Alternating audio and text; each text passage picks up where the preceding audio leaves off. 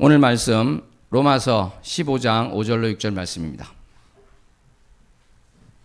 다 함께 큰 소리로 합독합니다. 이제 인노와 위로의 하나님이 너희로 그리스도 예수를 본받아 서로 뜻이 같게 하여 주사 한 마음과 한 입으로 하나님 곧 우리 주 예수 그리스도의 아버지께 영광을 돌리게 하려 하노라. 아멘. 기도합니다. 하나님 아버지 감사합니다. 사랑합니다. 오늘 말씀 가운데 우리에게 깨우침을 주시옵소서. 우리를 주님의 뜻 가운데 인도하여 주시옵소서. 말씀 전하는 종의 입술을 붙들어 주시옵소서. 예수님 이름으로 기도합나이다. 아멘. 사랑하는 성도 여러분, 우리는 지난 몇 주간 2000년 전 로마 교회 내에서 믿음이 약한 교인들과 믿음이 강한 교인들에 대해서 있었던 말씀에 대해서 계속 나누고 있습니다. 지난주에는 믿음이 강한 자가 믿음이 약한 자의 약점을 져야 한다는 말씀을 나눴습니다. 이처럼 로마서 14장에서 15장 계속 이어지는 말씀을 보니까 아무래도 사도 바울의 권면의 말씀은 강한 믿음을 가진 교인들에게 집중되고 있음을 볼 수 있습니다. 그러니까 강한 믿음을 가진 비유대인 크리스찬이 고기와 술을 먹지 않는 믿음이 약한 유대 크리스찬을 경시하고 경멸하기보다는 이들을 인정해주고 품어주면서 사랑하는 마음으로 자신이 가지고 있는 자유마저 내려놓고 덕을 세워야 한다는 권면의 말씀이 계속되고 있는 것입니다. 이렇게 논지의 초점은 아무래도 강한 믿음을 가진 자이지만 그렇다고 해서 약한 믿음을 가진 자들은 아무런 내려놓을 것이 없이 그냥 그대로 있어도 문제없다. 이렇게 될 수는 없겠죠. 로마 교회에 있는 그 유대인 크리스찬의 특성상 그 변화가 다음 세대로 미루어진 측면이 있습니다만 결국은 약한 믿음을 가진 자들도 자신이 중요하게 여기던 것을 이제 내려놓는 것을 보게 되는 것이죠. 이 당대 행위에서는 변화가 없을 수 있습니다. 그럼에도 불구하고 약한 믿음을 가진 자들이 가져야 할 마땅한 태도는 있었습니다. 그것은 바로 강한 믿음을 가진 자들을 정죄하거나 비판하지 않는 것이었습니다. 강한 믿음을 가진 자들이 보기에 약한 믿음을 가진 자들은 어떻게 보이겠습니까? 아마 금욕주의자나 아니면 여전히 율법주의에 사로잡힌 것처럼 보였을 것입니다. 마찬가지로 약한 믿음을 가진 자들에게 강한 믿음을 가진 자들은 어떻게 보였을까요? 아마 요즘 말로 한다면 자유주의자, 방종주의자로 보였을 것입니다. 자신의 자유만을 권리로 외치고 주장하는 사람들로 보였을 것입니다. 절제라는 것은 찾아볼 수 없고 세상과 구별되는 거룩함도 없는 것으로 보였을 것입니다.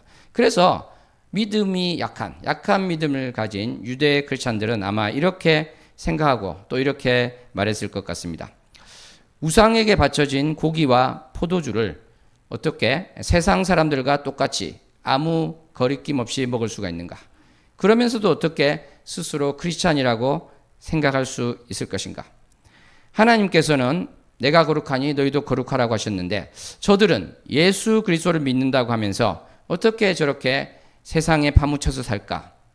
저렇게 세상에 찌들어 살면서 구별되고 성별되고 거룩함이라는 것을 과연 입에 담을 수 있을까? 아마 이런 식으로 비판했을 것 같습니다. 그럴듯해 보이기도 하지만 이러한 비판은 명백히 틀린 것이었습니다. 왜냐하면 이들은 그리스도인의 자유와 방종을 완전히 혼동하고 오해하였기 때문입니다. 자신의 생각만이 절대 기준이라고 생각해서 이러한 착시가 있었던 것이죠. 그래서 우리가 14장에서 본 것처럼 사도 바울은 이러한 생각을 과감하게 교정하고 있습니다. 먹지 않는 자는 먹는 자를 비판하지 말라 이렇게 이야기하고 있습니다. 남의 하인을 비판하는 너는 누구냐 이렇게 말씀하고 있는 것이죠. 유대 크리스찬 눈에 비유대 크리스찬은 하나님을 기쁘시게 하는데 관심이 없고 자신의 입과 자신의 배를 기쁘게 하는 데만 관심이 있는 것으로 비춰졌을 수 있지만 사도 바울은 어떻게 이야기하고 있습니까? 로마서 14장 6절에서 먹는 자도 주를 위하여 먹으니 이는 하나님께 감사함이요 이렇게 말씀하고 있습니다. 그러니까 강한 믿음을 가진 자도 어떻다는 것이죠? 역시 하나님께 감사하고 있다고 확인해 주는 것입니다. 사랑하는 성도 여러분, 오늘은 우리가 아까 말씀드린 것처럼요. 지금 강한 믿음과 약한 믿음이 있는데 약한 믿음을 가진 자에 대해서 초점을 맞춰서 살피고자 합니다. 우리가 지난 시간 동안에 우리가 가졌던 그 주제와 오늘 우리가 나눌 주제를 단순화해서 보면 아마 이렇게 말씀드릴 수 있을 것 같아요. 지난 시간까지 이제 초점을 맞춘 강한 믿음을 가진 자 눈에는 약한 믿음을 가진 자가 어떻게 보일까요? 답답해 보이고 고지식해 보였을 것입니다. 먹지 않으려고, 그죠? 특정한 날을 중시하기 때문에 그런 것이죠. 반면에 약한 믿음을 가진 자의 눈에 강한 믿음을 가진 자는 어떻게 보이겠습니까? 너무나 세속적으로 보이고 방종주의에 빠진 자로 보였을 것입니다. 우상에게 바쳐진 음식을 아무 거리낌도 없이 먹으니 그렇겠죠. 이것을 좀 더 일반화해서 생각해 보니까 오늘날에도 약한 믿음을 가진 크리스찬의 눈에 강한 믿음을 가진 크리스찬은 어떻게 보면 전형적인 2000년 전 유대 크리스찬이 비유대 크리스찬을 보듯이 볼 수가 있을 것 같습니다. 그러니까 이런 것이죠. 저 크리스찬은 너무 자유로운 영혼이다. 너무 세속적이고 너무 방종주의에 빠져 있다. 이렇게 볼 수 있다는 것입니다. 그러니까 이것은 약한 믿음을 가진 자가 강한 믿음을 가진 자를 바라볼 때 오해할 수 있는 것과 비슷하게 나올 수 있다는 것입니다. 그리고 이 오해는 사실은 사도 바울이 볼 때는 그렇게 생각하는 것, 그것은 너무나 사소한 문제를 가지고 크게 만드는 문제다. 사소한 문제로 교회의 균열을 일으키고 교회를 분열시키는 데까지 이끌어가는 문제다. 이렇게 사도 바울은 보고 있는 것입니다. 사랑하는 성도 여러분, 이 사소한 문제라는 표현을 제가 썼는데 정말이지 교회가 과연 이렇게 사소한 문제 때문에 분열이 생길 수 있겠습니까? 그러한 사례가 있을까요? 어떻게 생각하십니까? 찾아보면 많이 있습니다. 예를 들어서 미국에 있는 교회들, 이러한 예들을 제가 보니까 어떤 교회는 예배당에 시계를 두어야 하는지 이것을 떼야 되는지 이걸로 싸우기도 했다고 합니다. 서류 정리함을 검정색으로 해야 되는지 밤색으로 해야 되는지 1시간 가까이 격렬한 논쟁을 벌이기도 했다고 합니다. 목사님 수염을 몇 센치까지 허용해야 되는가 이거를 논쟁하기도 했다고 하고요. 복사기를 쓸 권한이 누구에게까지 있는가 이렇게 싸우기도 하고 진공청소기를 숨겼다는 문제로 서로 싸우다가 일군의 무리가 교회를 떠나기도 하고요. 지금 교회에서 주는 커피가 너무 진하다. 아니다, 괜찮다. 싸우다가 또 일부가 교회를 떠나기도 하고 음료수 놓는 테이블을 어디다 놓을 것인가. 예배당 기준으로 뒤에, 위에, 밑에 어디 놓을 것인가. 싸우다가 교회가 두 쪽이 난 그런 교회도 진짜 있다고 합니다. 사랑하는 성도 여러분, 세상의 어느 조직이나 모임에서도 앞서 말씀드린 그러한 사소한 차이와 문제로 갈등이 있고 분열이 있을 수 있겠죠. 그런데 교회에서는 이와는 약간 다른 차원의 갈등과 분열이 있을 수 있습니다. 그것은 바로 자신의 믿음, 자신의 신앙관에 대한 확신에서 비롯된 분열이 되는 것이죠. 우리는 그것을 바로 로마서 14장 유대 음식법 규례와 관련해서 보았습니다. 그리고 12장에서는 어떠한 것을 보았습니까? 은사와 관련해서도 보았죠. 내가 높다고 생각해서는 안 된다. 내가 저 사람과 다른 어떤 은사를 가졌는데 이것이 가장 귀한 것이야.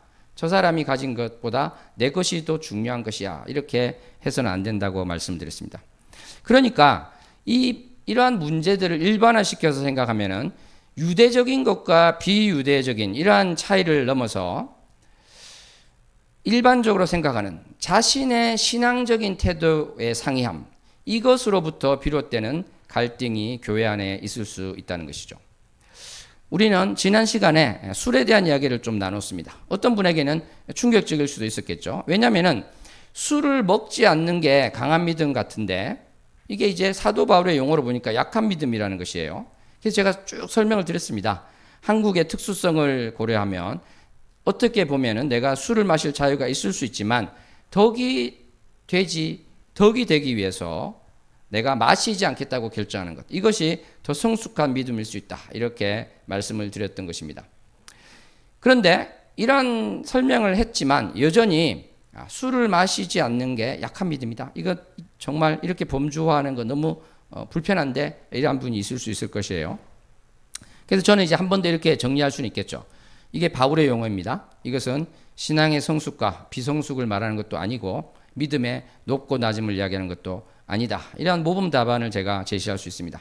그런데 여기에 만족하지 말고 우리가 한 발 더 나아가서 좀 생각을 해봤으면 좋겠어요. 그러니까 예를 들어서 영국에 있는 어떤 목회자가 술을 입에 댄다. 아주 그 사람 절제해서 조금만 되지만 어쨌거나 술을 입에 댄다.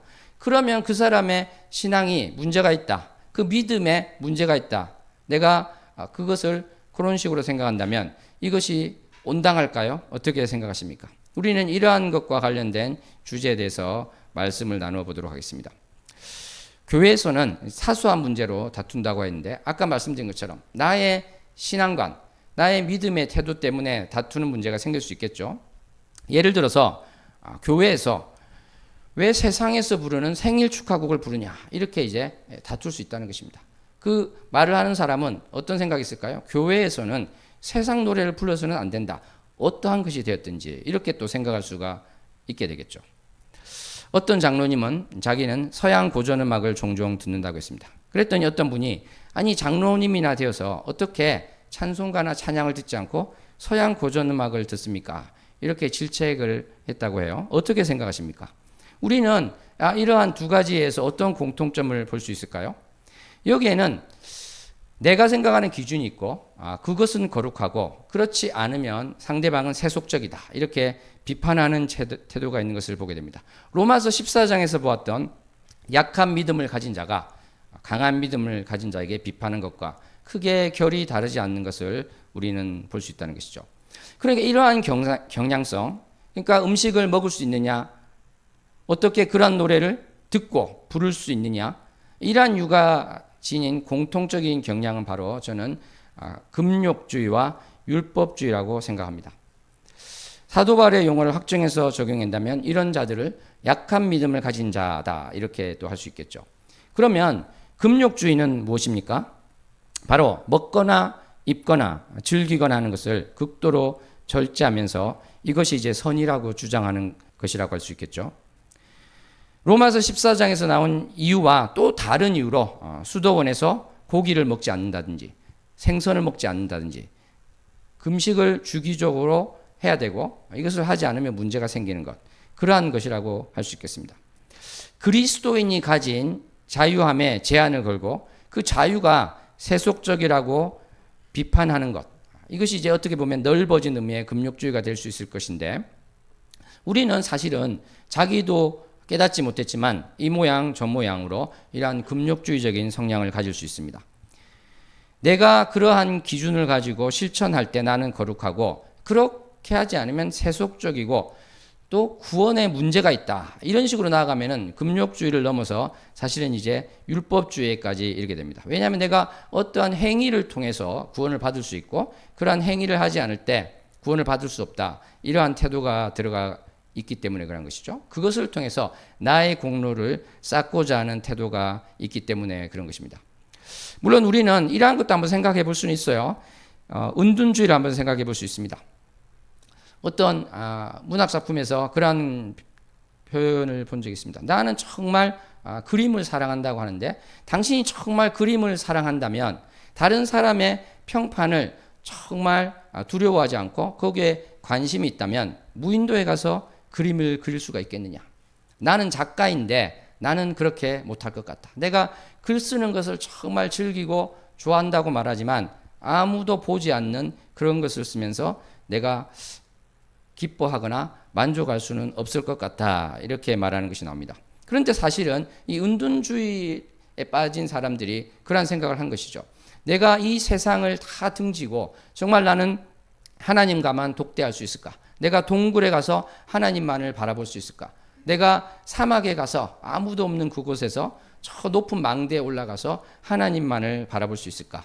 이러한 고민을 하고 생각하면서 그것을 삶 가운데 실천한 사람들이 있다는 것입니다. 망대에서 10년 더 넘게 있는 사람도 있고요.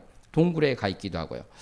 우리는 그런 사람들의 신앙관에 대해서 이렇쿵 저렇쿵 비판할 수는 없을 것 같습니다. 왜냐하면 각자 다양한 믿음의 모양이 있는 것이고 또 그 사람은 그것이 정말 하나님을 사랑해서 그렇게 실천하는 것이 되겠죠. 근데 이제 문제는 그러한 은둔주의 많이 맞다고 한다거나 그것을 기준으로 그렇지 못한 자가 문제가 있다거나 은둔주의적인 그러한 행위를 통해서만이 구원을 받을 수 있다. 그러면 이제 문제가 되는 것이죠.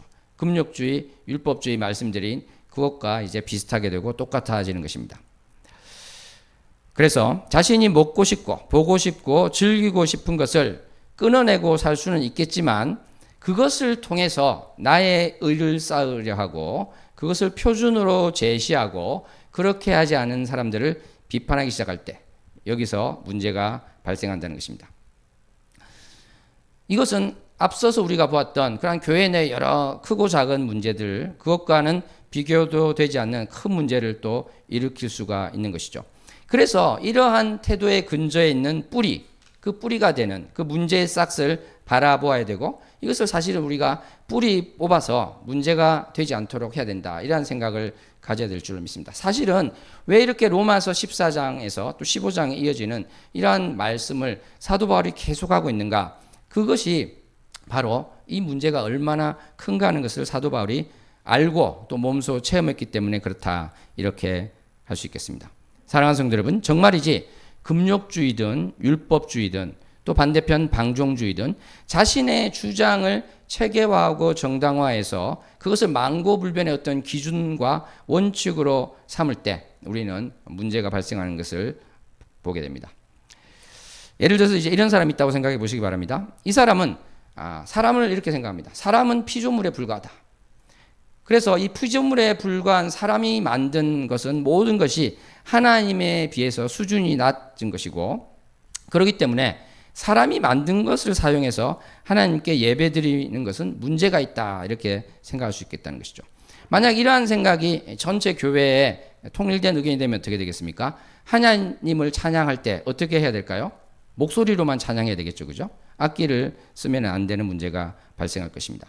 근데 실제로 교회 역사에서 이제 오르간이 교회 내로 들어오려고 할 때 이제 문제가 생기는 것이죠. 어떻게 세상 악기 오르간이 들어올 수 있는가? 이러한 문제가 일어난다는 것입니다. 목소리로 해야 되지 않느냐? 이렇게 된다는 것이죠. 그런데 이것이 제가 볼 때는 약한 믿음으로 보입니다. 그렇죠? 이것이 거룩한 것인데 저 세속적인 것이 어떻게 교회에 들어오는가? 이러한 태도, 금욕주의, 율법주의 비슷한 이것이 바로 약한 믿음을 가진 자의 태도다 이렇게 할 수 있겠습니다. 그런데 사실은 오르간이 교회에 들어왔죠, 그죠? 문제없이 들어왔습니다. 그런데 이제 시간이 좀 지나고 나니까 피아노가 세상에 나타났습니다. 근데 이 피아노가 또 교회 내로 들어오게 되겠죠. 환영했을까요? 문제가 발생했습니다. 어떻게 세상 악기를 이 거룩한 성전에 들여놓으려고 그러냐 이러한 말이 나오게 되는 것이죠. 가깝게는 최근에 어떤 문제가 있은 것을 알고 있습니까? 드럼이 또 그런 경우가 되겠죠. 어떻게 세상 악기 드럼을 하나님을 찬양하는데 들여놓을 수 있는가 이렇게 된 것이죠. 우리는 지금 드럼을 치고 있지는 않습니다만 드럼 있죠. 우리 교회는 드럼이 있는 교회입니다. 가끔 치기도 했습니다. 사랑하는 성도 여러분, 이러한 예에서 우리는 무엇을 보게 됩니까? 오르간을 반대하고 피아노를 반대하고 드럼을 반대했던 사람들은 사실은 세상과 분리된 교회, 세속과 구별된 거룩함을 강조하고 구별된 믿음을 강조했습니다. 그래서 맞아 보이기도 하는데 사실은 사도 바울의 용어에 따르면 약한 믿음을 가진 자다 이렇게 되는 것이죠. 근데 이러한 약한 믿음의 특징은 바로 어떠한 것이 되겠습니까? 바로 동기에 있어서 나는 나를 내세우지 않고 하나님을 먼저 내세운다. 세상이 아니라 교회를 내세운다. 속세가 아니라 거룩을 이야기한다. 이렇게 하는 것 같습니다. 출발점은 좀 그런 것 같은데 결국은 어떻게 빠져갈 수 있는가? 금욕주의나 변형된 율법주의라는 함정에 빠져나갈 수 있게 된다는 것이죠. 그것이 극단적으로 되면 그렇게 된다는 것입니다. 그러니까 요즘에 적용하면 어떻게 될까요? 지금 우리가 책을 보더라도 성경만 봐야 되고 문학작품 같은 거 보면은 안 되고 음악도 찬양만을 들어야 되고 서양 고전 음악 같은 거 들으면 안 되고 영화도 예수님이 나온 영화만 봐야 되고 그렇지 않은 것은 보면 안 된다. 뭐 이런 것이 있을 수 있겠죠. 그러니까 내가 생각하는 그 기준에 벗어난 것은 세속적이고 문제가 있는 것이다. 신앙에 문제가 있는 것이다. 이렇게 볼 수가 있는 것이죠. 그런 사람에게는 지금 들려주는 이야기에 대해서도 아마 이러한 생각을 할 것 같아요. 실제로 있었던 일인데 영국에서 어떤 판사는 여러 가지 이제 사회를 일으켜서 재판에 넘겨진 청년 피의자에게 이러한 제안을 했다고 합니다. 근대 문학을 좀 읽어보세요. 이렇게 요청했다고 합니다. 어떤 분이 이럴 수 있겠죠. 판사가 기왕이면은 성경을 읽으라 그러지 왜 근대 문학을 읽으라고 그랬을까? 좀 비판적인 어조로 볼 수도 있을 것 같아요. 여러분은 어떻게 생각하십니까? 저는 이러한 주제가 바로 우리 크리스찬이 지금 생각해야 될 문제라고 생각합니다. 성경을 읽으라는 판사는 신앙이 뛰어나고 문학을 읽으라는 판사는 그렇지 않을까요? 항상 그럴까요? 근데 어떤 경우에는 성경을 읽으세요 권할 수도 있고 문학을 읽으세요 이렇게 권할 수도 있겠죠. 그러니까 바로 이 부분에 있어서 우리는 여러 가지 생각을 좀 하게 됩니다. 왜냐하면 우리가 세상과 교회에서 말하는 것이 겹치게 될 때, 공통된 것이 될 때 어떻게 해야 될 것인가? 세상과 공통되는 것은 무조건 피하는 것이 옳은 것일까? 세상과 구별되는 것이 가장 중요한 것일까? 이러한 질문을 하게 되는 것이죠. 어떻게 보면 사실은 약한 믿음을 가진 자들이 약간 이런 태도를 가졌잖아요. 그러니까 이렇게 비판하지 않았습니까? 너희는 크리스찬이라고 하면서 어떻게 세상에서 먹는 고기, 포도주를 마시려고 하는가? 그것이 우상에게 바쳐진 것인데 어떻게 그렇게 하려는가? 그러니까 세상과 구별되고 세상을 사랑하지 말라는 그러한 것들을 강조하고 있는 것이죠. 이것은 사실은 제가 아주 많이 강조해 오는 말씀이기도 합니다. 세상을 사랑하지 말고 정말 구별된 자가 되어야 됩니다. 이 말씀 많이 말씀드렸죠. 몇 년간의 설교에서 수없이 말씀드린 주제이기도 합니다. 그런데 오늘 이제 다루고자 하는 주제는 무엇이냐면 그렇다고 해서 매사에 세상과 겹치는 공통된 것이 있으면 이것을 거부하는 것이 뛰어난 믿음이고 옳은 믿음이 되는 것일까? 세상과 교집합이 없는 것을 찾고 추구하는 것만이 옳고 바르고 거룩한 것일까? 이러한 질문을 우리는 해봐야 될 줄로 믿습니다. 사실 이 질문은 제가 새벽 예배 때 잠언 말씀을 시작하면서 나누었던 질문이기도 합니다. 잠언 말씀을 보면 이런 말씀이 나오죠. 게으르지 말라는 말씀이 나옵니다. 입을 조심하라는 말씀이 나옵니다. 이것은 사실 세상에도 다 있는 말이잖아요. 그러면 우리가 어떻게 생각할 수 있냐면 잠언 말씀은 세상에서도 다 있는 말씀이랑 공통되니까 그렇게 중요하지 않은 말씀이구나 이렇게 생각하는 사람이 있을 수도 있겠죠. 큰 의미가 없는 말씀이다 이렇게 볼 수도 있겠죠. 그런데 이렇게 보기 시작하면 무슨 문제가 생기겠습니까? 세상과 겹치는 문제를 자꾸 보다 보면은 구제도 겹치니까 빼야 되는 일이 생길 것이고 심지어 사랑하라는 말도 세상에서 하잖아요. 그럼 이것도 빼야 되는 일이 생기게 되는 것입니다. 그럼 이런 식으로 다 빼게 되면 뭐가 남을까요? 바로 예수 그리스도와 십자가만 남게 될 것입니다. 희생도 빼야 되겠죠. 아까 말한 것처럼 사랑도 빼야 됩니다. 그러면은 이 문제가 뭐가 되냐면 예수 그리스도와 십자가가 났는데 구원은 있는데 내용이 없는 거예요.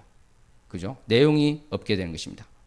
사랑이 빠진 예수 그리스도, 겸손이 빠진 예수 그리스도, 희생이 빠진 예수 그리스도가 남게 된다는 것입니다. 사랑하는 성도 여러분, 이것은 기독교가 아닙니다. 기독교의 가장 핵심이 예수 그리스도와 그 십자가 은혜라는 것이 얼마나 정확한 말씀입니까? 그런데 그 십자가 은혜라는 것은 세상에서 말하고 있는 모든 주제와 완전히 배치되어서 교집합이 하나도 없는 그러한 것을 말하는 것이 아닙니다. 십자가의 은혜와 그 사랑은 무엇인가? 세상에서 말하는 그러한 것 가운데 가장 온전하고 가장 완벽하다는 그러한 의미가 되는 것입니다. 그러니까 세상에서 말하는 겸손에 그 중에서 가장 가는 겸손이 바로 예수 그리스도의 겸손이 되는 것입니다. 세상에서 말하는 모든 희생보다 뛰어난 희생이 바로 예수 그리스도가 되시는 것입니다. 세상에서 말하는 모든 사랑보다 더 깊은 사랑이 바로 하나님의 사랑이 되는 것입니다. 그러므로 우리가 세상에서 전혀 말하지 않는 것을 찾으려는 순간 바로 우리는 이상한 것에 빠지게 될 수 있다는 것이죠.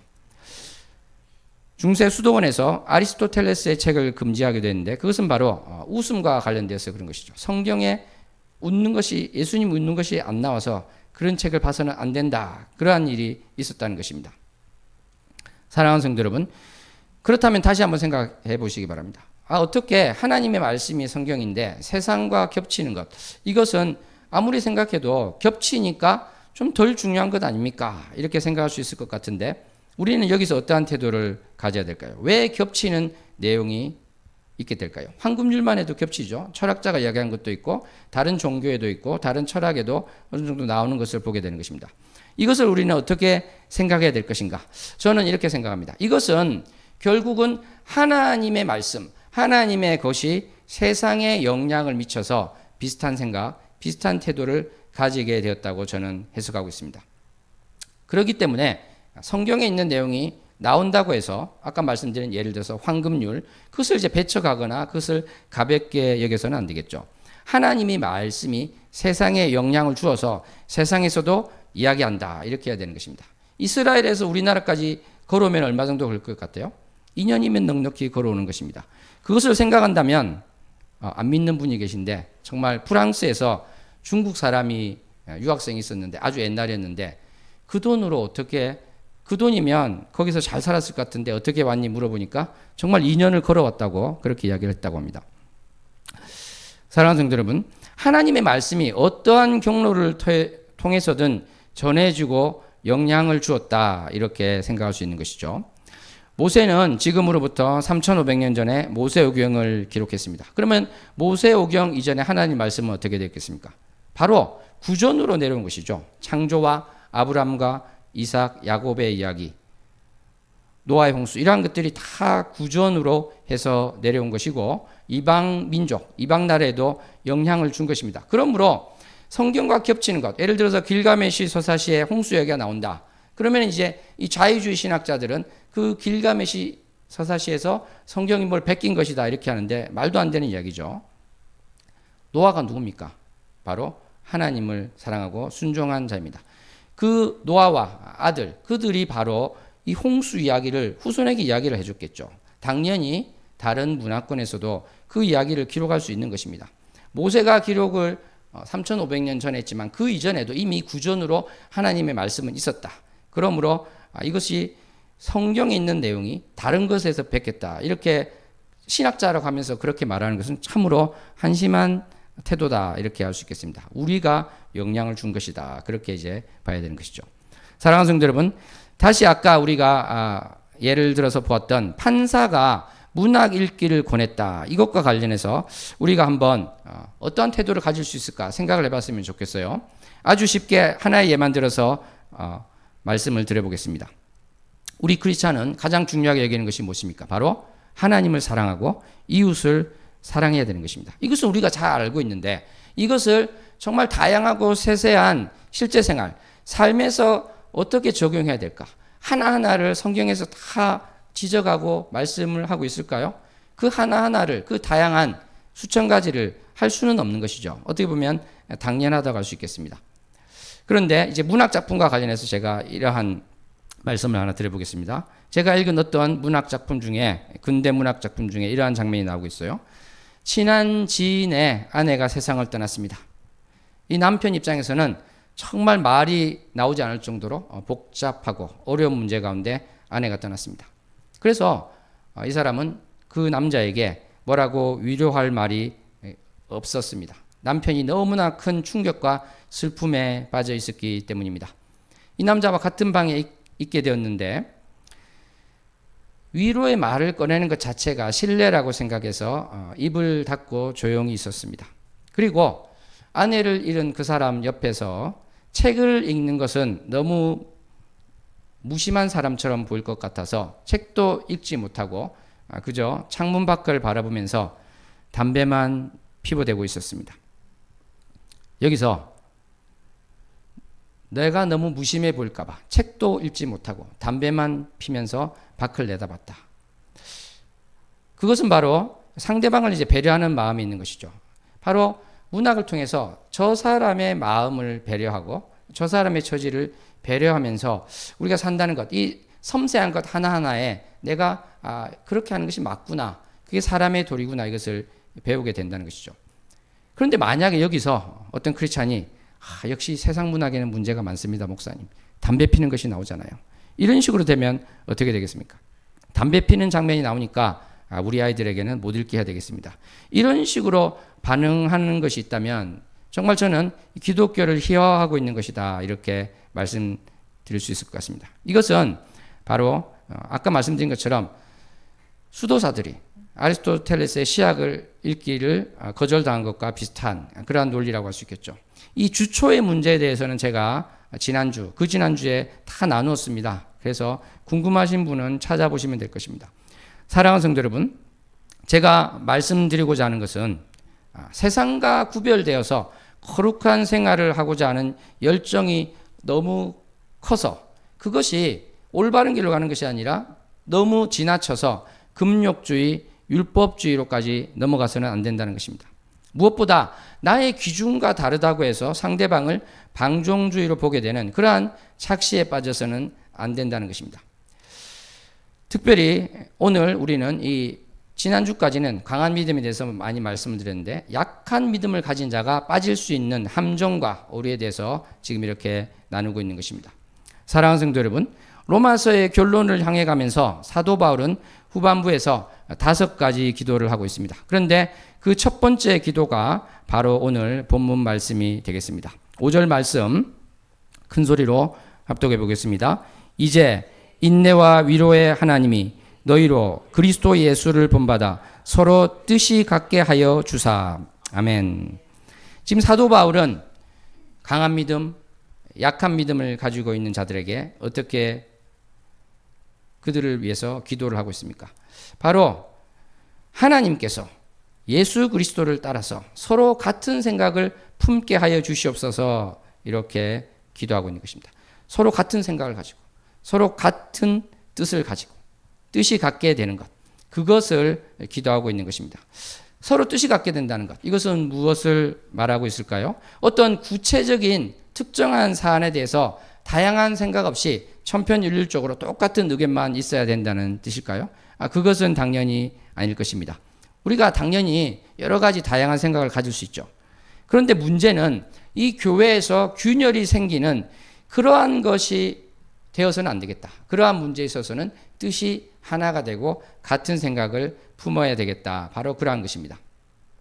사랑하는 성도 여러분, 너무나도 단단하고 견고해서 결코 무너질 것 같지 않던 거대한 댐도 주먹만한 균열이 생기면 바로 이 조그만 균열 때문에 그 산보다도 더 큰 것 같은 댐이 무너질 수도 있는 것입니다. 그리고 그 무너진 댐으로 인한 피해는 가공할 정도가 되는 것입니다. 마찬가지로 교회의 지체가 강한 믿음, 약한 믿음, 이것 때문에 서로의 뜻을 같이 하지 못할 때, 그래서 자그마한 균열이 생길 때 이것은 교회를 분열시키고 교회를 쪼개지게 할 수 있는 것입니다. 그렇기 때문에 사도 바울은 그토록 제3, 제4 하나 될 것을, 뜻을 갖게 할 것을 강조하고 있는 것입니다. 사랑하는 성도 여러분, 지난 시간에 상대방에 대해서 율법주의라고 비판하는 시각, 여기에 대해서 교정해야 된다는 것에 대해서 말씀드렸다면 오늘은 상대방에 대해서 방종주의라고 비판하는 이 태도를 교정할 필요가 있다고 말씀을 드렸습니다. 우리가 일반적으로 율법주의가 되기도 쉽고 방종주의가 되기도 쉽겠죠. 예를 들어서 오늘부터 우리 교회에서는 주일에 좀 더 체계적으로 말씀 나눔 모임을 가지려고 합니다. 그리고 이것을 격주에 한번 가지고자 합니다. 이러한 계획에 어떠한 이견이 있을 수 있을까요? 좀 제가 있을 것 같지 않지만 과장해서 예를 들기 위해서 말씀을 드리겠습니다. 이것을 왜 매주 하지 않느냐? 이렇게 할 수 있겠죠. 또 다른 사람은 왜 자유롭게 교제하는 게 나은데 매주 이러한 틀을 만들려고 하느냐? 이럴 수 있는 것이죠. 그러니까 매주 하기를 원하는 사람 입장에서는 격주로 말씀 나눈 모임을 하는 것이 교회가 교회답지 못하고 방종주의에 물든 것 아닌가, 이렇게 보여줄 수 있겠죠. 반대로 격주도 너무 많다고 생각하는 사람은 이 모임이 너무 율법주의적 아닌가, 이렇게 보여줄 수도 있다는 것입니다. 사랑하는 성도 여러분, 우리는 이러한 태도를 경계해야 될 줄로 믿습니다. 사실 이 기준이 어떤 게 가장 맞을지는 아무도 모르는 것이죠. 우리가 기도하면서 맞추어 나가면 되는 것입니다. 근데 이제 중요한 것 하나는 무엇일까요? 우리가 교회에서 말씀을 가지고 나누는 것 너무나 중요합니다. 그리고 또 어떻게 사는지, 그걸 나누는 거 중요하죠. 서로 농담하는 것도 중요할 수 있고요. 내가 살아가는 문제 이야기할 수 있는 것입니다. 직장에서 있었던 이야기, 뭐 스포츠 이야기도 할 수 있을 것이고 다 할 수 있을 것입니다. 우리가 지난주에 카페에 갔는데 교회가 매주 카페 가면 이상할 수 있겠지만 이렇게 몇 달에 한 번 카페 가는 거 참 이것도 좋은 것 같습니다. 거기서 교회에서 또 다 하지 못했던 이야기를 나누면서 교제한다는 것, 이거 정말 중요하다고 생각합니다. 왜냐하면 우리는 사랑으로 하나 돼야 되는데 그 사랑으로 하나 되는 것에는 아까 제가 여러 가지 예를 들었습니다만 여러 가지 눈에 보이지 않는 다양한 것 속에서 서로 상대방을 이해하고 보듬어주고 그들의 처지를 알고 또 그들을 위해서 기도하는 것이 필요하기 때문에 그런 것입니다. 사랑하는 성도 여러분, 왜 성경에서는 이렇게 사랑으로 하나 되는 이야기를 계속해서 이야기하고 있을까요? 왜 사랑에 대해서 이렇게 말씀을 많이 하고 있을까요? 그것은 바로 하나님을 사랑한다고 하면서 보이지 못하는 하나님을 사랑한다고 하면서 보지 못하는 보는 바 형제를 사랑하지 않으면 바로 그 하나님을 사랑할 수 없기 때문에 그러한 것입니다. 요한일서 4장 20절 말씀이 그러한 것이죠. 하나님을 사랑하지 못하는 자가 무엇입니까? 그것은 가짜 믿음을 가진 자가 되는 것입니다. 그러므로 우리가 이 사랑을 실천한다는 것, 그것은 정말 우리가 사랑으로 하나 되어서 주님께 또 영광 돌리는 것이다, 이렇게 할 수 있겠죠. 사랑으로 하나 되고 같은 마음을 품는 것, 그것의 진짜 궁극적인 목적은 무엇일까? 그것은 바로 5절 말씀에 나오고 있습니다. 사도 바울이 그렇게 기도하고 있는 것입니다. 5절 말씀 했고 6절 말씀 다 함께 합독하도록 하겠습니다. 한 마음과 한 입으로 하나님 곧 우리 주 예수 그리스도의 아버지께 영광을 돌리게 하려 하노라. 아멘. 그러니까 우리가 한 마음 한 뜻이 되는 것, 그것은 바로 그것을 통해서 아버지께, 하나님께, 우리 주 예수 그리스도의 아버지 되신 하나님께 영광을 돌리게 하려 합니다, 이야기를 하고 있는 것입니다. 예수님께서 말씀하셨습니다. 삼일째 하나님께서 사랑으로 하나 된 것처럼 우리가 사랑으로 하나 되기를 원하셨습니다. 우리가 참으로 사랑으로 하나 되어 한 마음과 한 입으로 하나님께 영광을 돌렸으면 좋겠습니다. 정말 우리가 분열되고 다른 마음을 가진 상태에서 하나님께 영광을 돌릴 수 없겠죠. 뭐 밖에서 보면 저 교회가 문제가 많나 보다 이러겠지만 우리는 뭐 지금 분열되거나 그런 것이 없습니다만 이 말씀에서 이러한 것이 나왔을 때 이것은 철저하게 다루어야 된다, 저는 그렇게 생각을 합니다. 이것이 사도 바울이 그토록 정말 간절히 이야기하고자 한 주제이기 때문에 그런 것입니다. 하나님께 한 마음 한 뜻이 되고 한 입으로 영광을 돌리는 우리 십자가 은혜교회 성도가 되었으면 좋겠습니다. 그래서 모든 사람이 우리를 보고 하나님 아버지께 영광을 돌릴 수 있도록 우리가 쓰임받기를 원합니다. 우리가 서로 사랑함으로 사랑으로 하나 되어서 우리가 예수 그리스도 제자됨을 나타낼 수 있기를 소원합니다. 우리의 믿음이 가짜 믿음이 아니요 참 믿음인 것을 우리가 서로 사랑하고 하나가 됨으로 확인하고 고백할 수 있기를 소원합니다. 기도하겠습니다. 하나님 아버지 감사합니다. 사랑합니다. 로마서 14장 15장 말씀을 통해서 약한 믿음, 강한 믿음을 보면서 우리가 나의 신앙적인 태도가 어떠한 것일지라도 이것을 기준으로 상대방을 평가하고 판단하지 않는 연습을 해야 될 줄 믿습니다. 말씀 가운데서 알려주신 것처럼 참으로 우리가 사랑으로 하나 되어 나아가게 하시고 나의 것을 내려놓게 하시고 상대방을 존중하면서 나가는 우리 모두가 되게 해주셔서 하나님의 기쁨이 되는 십자가 은혜교회 성도 한 명 한 명이 되게 하여 주시옵소서. 예수님 이름으로 기도합나이다. 아멘.